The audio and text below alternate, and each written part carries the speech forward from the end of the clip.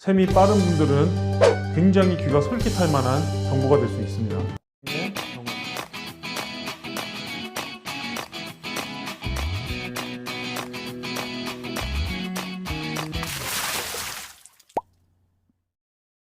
반갑습니다. 보험의 방주TV의 방주일입니다.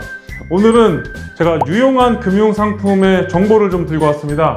상속세 프로젝트, 여기 지금 단어가 조금 빠져 있어요. 상속세 재원을 마련하는 가장 현명한 방법, 그 중에서도 금융상품을 활용한 방법인데요. 일시납 연금과 무해지 종신보험 두 가지 상품을 제가 준비해 봤습니다. 이 두 가지 상품으로 어떻게 하면 상속 재원을 보다 합리적으로 만들 수 있을까? 이 두 상품을 비교하면서 제공해드리는 이번 시간의 정보는요, 이런 상황에 계신 분들에게 굉장히 합리적인 방법이 될 수 있습니다. 사실은 되게 특이한 상황은 아니거든요. 아주 많은 분들이 겪게 될 상황이죠. 상속 재원을 확실하게 마련을 할 수밖에 없는 상황에 계신 분들, 이번 정보를 얻게 되시면 굉장히 큰 도움이 될 것 같은데요.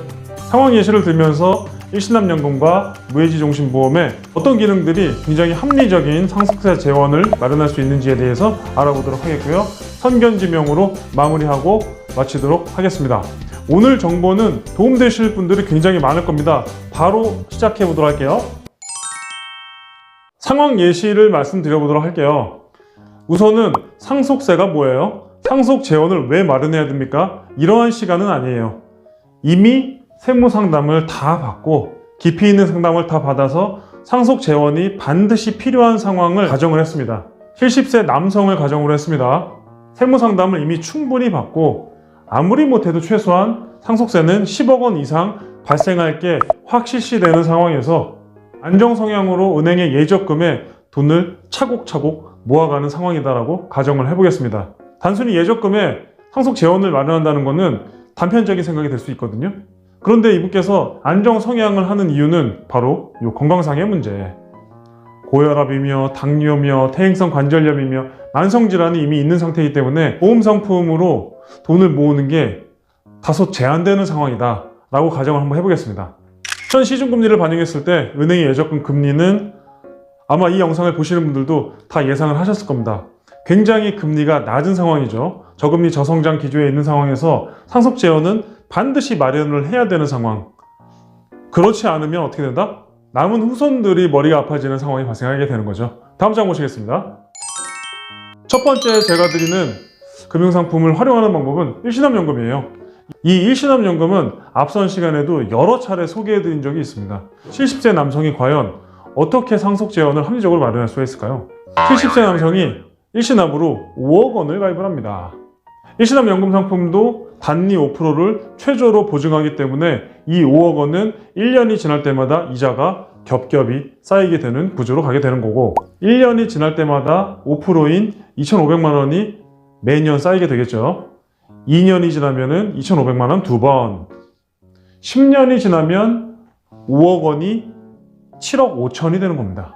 이 일시납연금은 최대 75세까지 가입이 가능하시고, 앞서 말씀드린 상황 예시처럼 다양한 만성질환이나 질병이 있다 하더라도 유연한 질병 심사가 가능하기 때문에 아주 큰 질병으로 치료를 받은 이력이 있어도 가입이 가능합니다. 이 일시납연금을 상속 재원 마련에 굉장히 괜찮은 상품으로 추천드리는 이유는 바로 이 단리 5%입니다. 현재와 같은 저금리 저성장 기조에 단리 5%를 최저로 보증하면서 확정적으로 지급을 해드린다라고 한다면 은행과는 비교할 수 없는 굉장히 고금리 상품을 준비하실 수가 있는데, 이걸로 연금을 받고자 가입하는 게 아니고요. 오로지 목적은 상속 재원을 마련함에 있다. 그러면 5억 원을 불입했던 금액이 언제까지 쌓이게 되느냐?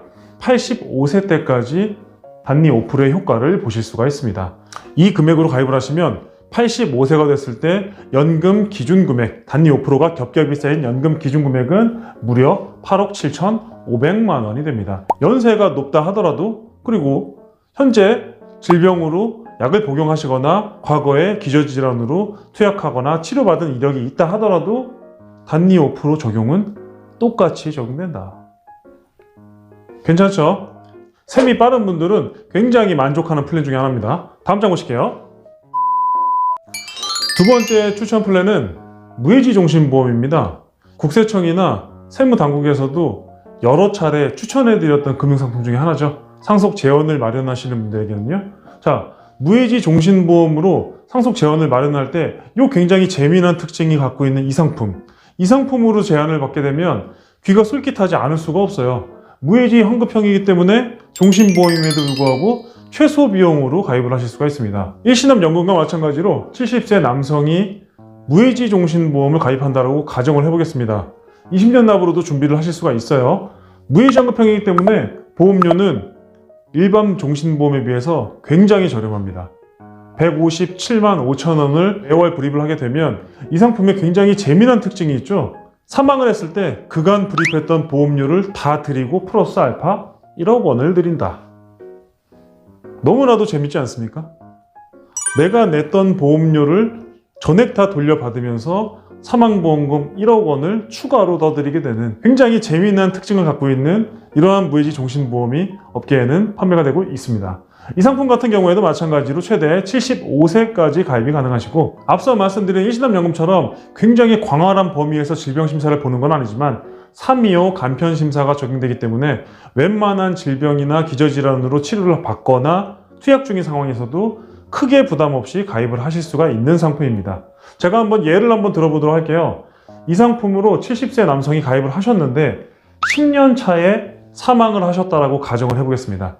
10년이 딱 되면 이 분께서는 불입하셨던 보험료의 누적 합산 금액이 1억 8,900만 원입니다. 사망을 하게 되시면 1억 원이 추가가 돼서 2억 8,900만 원이 상속 재원으로 유족에게 지급됩니다. 80세가 되시는 거죠. 만약에 이분께서 10년간 더 생존을 해서 90세 때 사망을 했다고 가정을 해보겠습니다. 20년이 지난 이 시기에는 누적된 납입보험료가 3억 7,800만 원입니다. 그런데 사망을 하게 되시면은 1억 원이 추가된 4억 7,800만 원이 남은 유족에게 상속재원으로 지급이 되게 되는 굉장히 재미난 상품이죠.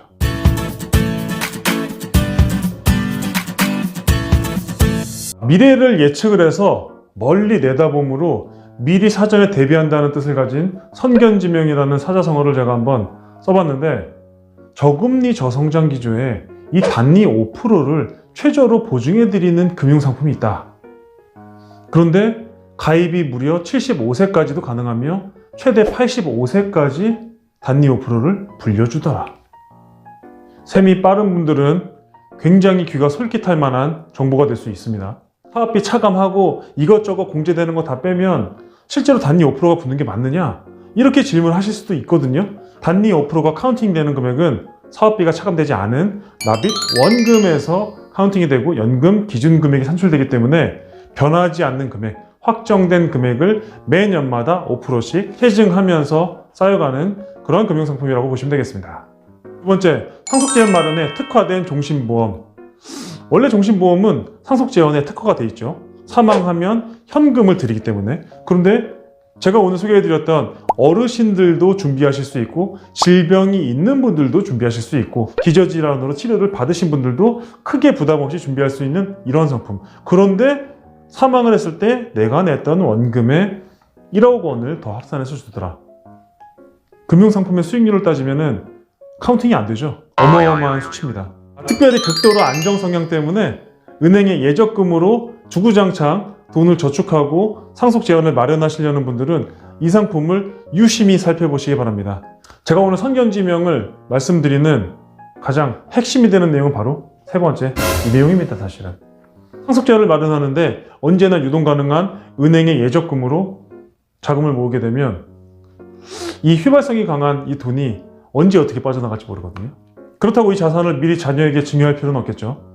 상속 재원을 마련하는 주체자에게 자금이 있어야 부모로서의 대접을 받게 되는 게 안타깝지만 현실적인 모습을 바라본다면 이 칼자루는 반드시 아버님 또는 어머님이 쥐고 계셔야 되는데 어떤 금융상품으로 쥐고 계셔야 되겠습니까?